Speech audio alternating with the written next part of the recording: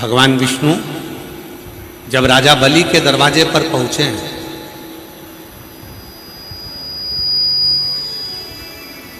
यही वो बलिया की भूमि है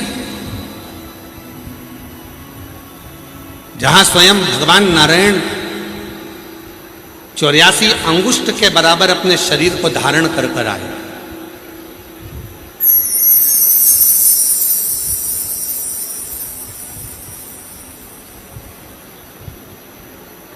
बहुत छोटा सा स्वरूप बनाकर, बहुत छोटा सा स्वरूप,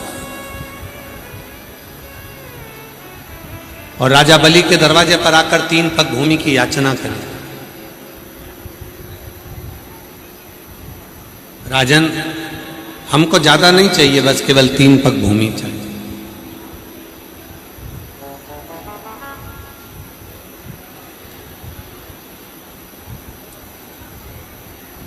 आज भी राजा बलि के द्वारा बालू के शिवलिंग का जो पूजन करा गया था बालेश्वर महादेव के रूप में, आज भी बलिया में विराजमान,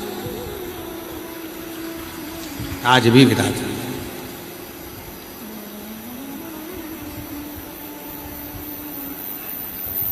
तीन पग भूमि की याचना करी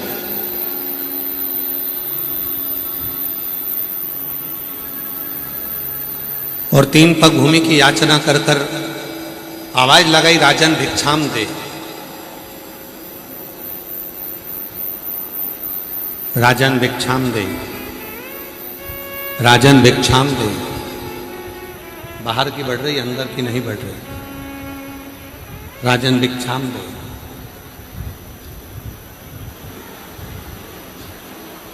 तीन पग भूमि की याचना करें। राजा बलि ने आकर देखा कि दरवाजे पर जो खड़ा हुआ है वो तो केवल ब्राह्मण का बच्चा है, छोटा सा बालक है। क्या दूं मैं इसको? थोड़ा बहुत मांगेगा, चले जाएगा।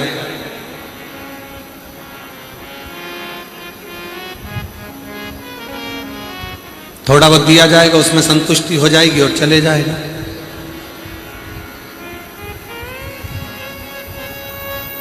बारंबार आवाज लगाई गई, राजन भिक्षाम दे, राजन भिक्षाम दे।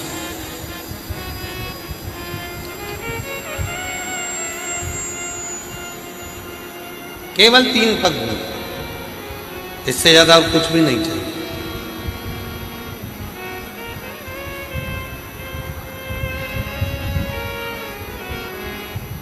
बलिया के बालेश्वर महादेव की कितनी महत्वता है, कभी आप लिंग पुराण को पढ़िएगा,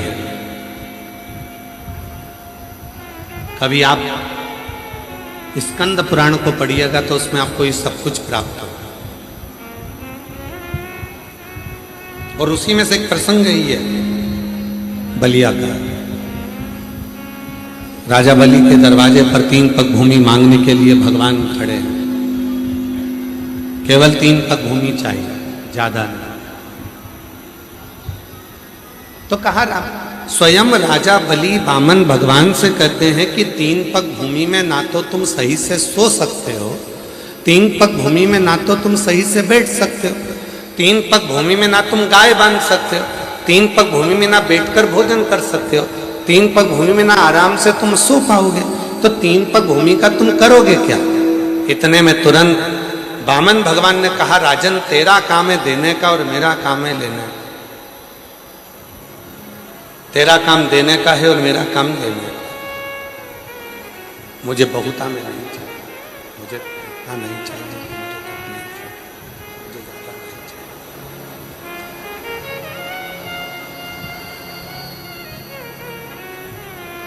तब राजा बलि ने कहा कि महाराज आप तो इतने छोटे से हो, आपके कदम भी छोटे छोटे होंगे तो इतना आप ले ही नहीं पाओगे। एक काम करता हूं, मैं अपने पांव से नाप कर आपको 3 पग भूमि दे देता हूं। वामन भगवान ने कहा, राजन अगर तेरे ही पांव से नपवाना होता तो मैं यहां आता ही क्यों? मुझे मेरे पांव से नापना है, इसलिए तू मुझे ये 3 पग भूमि दे दे। आखिरी में राजा बलि यज्ञशाला में पहुंचे, शुक्राचार्य जी का कमंडल लिया, जाने लगे। शुक्राचार्य बाबा ने पूछा कि तुम इस कमंडल को कहाँ लेकर जा रहे हो, इस कमंडल का करोगे क्या, कहाँ लेकर जा रहे हो इस कमंडल? तो कहा महाराज दरवाजे पर ब्राह्मण का बच्चा आया है जिसको 3 पग भूमि का दान दे।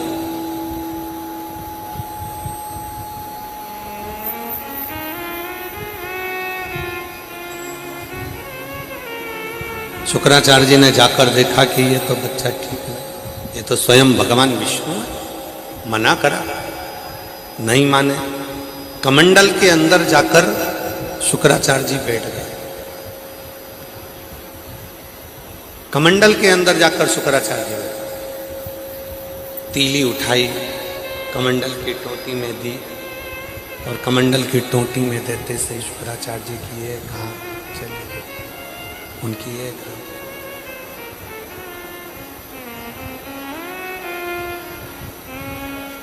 एक नेत्र शुक्राचार्य जी का चलेगा,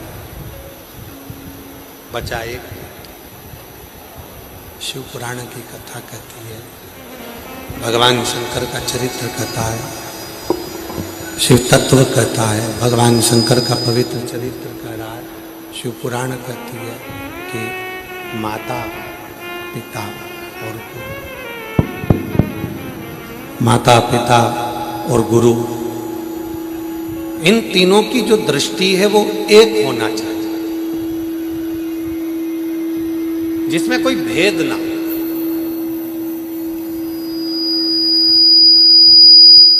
जहां पर दृष्टि का भेद होता है वहां पर सब कुछ नष्ट हो जाता है।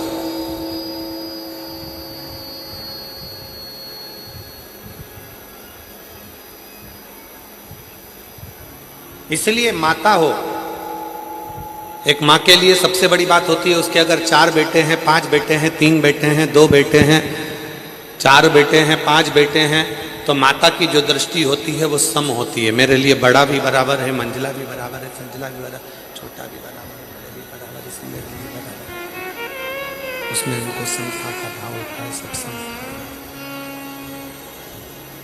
शंभु शंभु शंभु शंभु, उसमें उनको समता का भाव रहता है। पिता की जो दृष्टि होती है उसमें भी समता का भाव होता है। एक गुरु की जो दृष्टि होती है उसमें भी समता का भाव।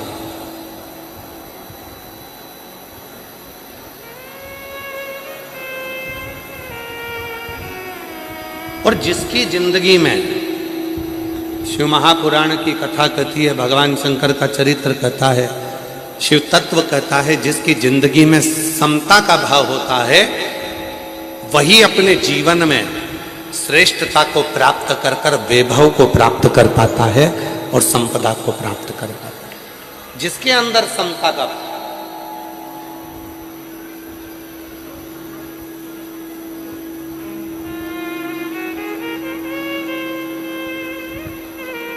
गरीब अमीर दोनों में समता हो, बड़ा छोटा सब में समता हो, सब में समता का, समता का भाव रखिए। और जब समता का भाव होता है, शिव पुराण की कथा में वर्णन आता है राजा बलि का जो चरित्र आप लोग श्रवण कर रहे हैं, गुरु की दृष्टि एक, माता की दृष्टि एक, पिता की दृष्टि एक, और जिसको अपनी जिंदगी में बहुत उन्नति की सीढ़ी पर चढ़ना है उसको अपनी दृष्टि को एक रखना होता है, समता की दृष्टि रखना, समदृष्टि। और मैंने तेरे ही भरोसे बाबा, तेरे ही भरोसे हवा में उड़ती जागी, बाबा डोर हटो छठी नाम कटी जावागी, भोले मने तेरी पतंग शंभो मैं तेरी पतंग हवा में उड़ती जावांगी बाबा दूर हटो छठी नाम कटी जावांगी भोले मैं तेरी पतंग शंभो मैं तेरी पतंग भोले मैं तेरी पतंग। समता का भाव है महाराज, जहाँ समता का भाव होता है वहाँ शिव तत्व की प्राप्ति। समता का शुक्राचार्य जी ने मना करा, राजा बलि अंदर गए। शुक्राचार्य जी मना कर रहे हैं, उसको एक पग भूमि का दान मान दो, एक पग भूमि में पर मानते ही नहीं। तब शिव पुराण करती भगवान शंकर का चरित्र कथा, शिव तत्व कथा, शंकर भगवान की पवित्र कथा कहती है शिव पुराण करती। भगवान अपने स्वरूप की वृद्धि करते हैं। हाई साइस आ रही है माइक में कि पकड़ रहा है।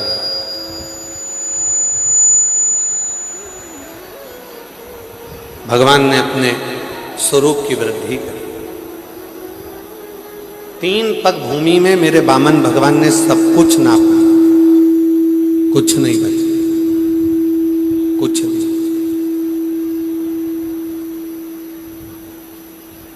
जब राजा बलि के पास में कुछ नहीं था, तब शुक्राचार्य जी ने राजा बलि से कहा, यदि संसार में वैभव को प्राप्त करना है, अपनी सत्ता को प्राप्त करना है, अपने पद को प्राप्त करना है, अपनी प्रतिष्ठा को प्राप्त करना है, अपने वैभव को प्राप्त करना है, अपनी सत्ता को प्राप्त करना है, अपनी प्रतिष्ठा को प्राप्त करना है, तो केवल एक भगवान शिव की भक्ति, भगवान शंकर की भक्ति।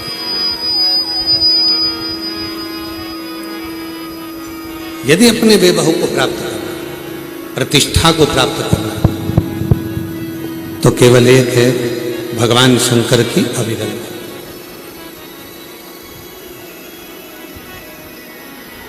राजा बलि ने अपने गुरुजी के कहने पर बालू रेत का शिवलिंग बनाया।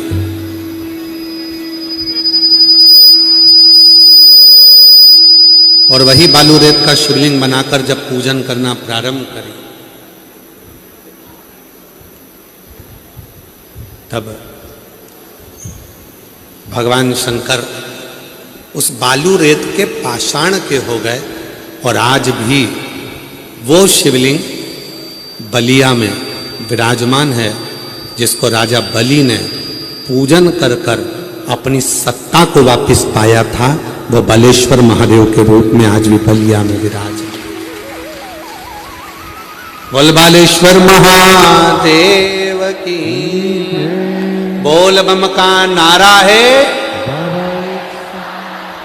आवाज नहीं आई, कल्याण तुम्हारा। बोल बम का नारा है, सारी समस्या का हल श्री शिवाय। आज भी बलिया की पवित्र भूमि पर राजा बलि द्वारा बनाया गया, राजा बलि द्वारा विराजमान किया गया, राजा बलि द्वारा निर्मित करा गया, पूजन करी गई, प्रतिष्ठा करी गई, वो बलेश्वर महादेव आज भी विराज। सुतल लोक का राज राजा बलि को प्रदान कर दिया। किसको नहीं दिया मेरे शिव जी ने? भगवान कृष्ण के यहाँ जब संतान नहीं हुई थी, तब भगवान कृष्ण ने अपनी 16,108 रानियों के साथ बैठकर भगवान शिव की आराधना करी थी। भगवान राम जब लंका पर विजय प्राप्त करने के लिए गए, और विजय प्राप्त करने के लिए जब भगवान राम जाते हैं, उनको लगता है कि लंका पर चढ़ाई करना है, विजय कौन दिला सकता है? तो विजय दिलाने वाला कोई दूसरा नहीं, स्वयं शिव है, स्वयं शिव। प्राण प्रतिष्ठा करी, शिव की साधना करी, आराधना। और बलिया वालों को तो बड़े खुश होना चाहिए कि आपके बलिया के चारों तरफ प्राचीन प्राचीन भगवान शंकर के शिवालय, बाबा बलेश्वर, छितेश्वर,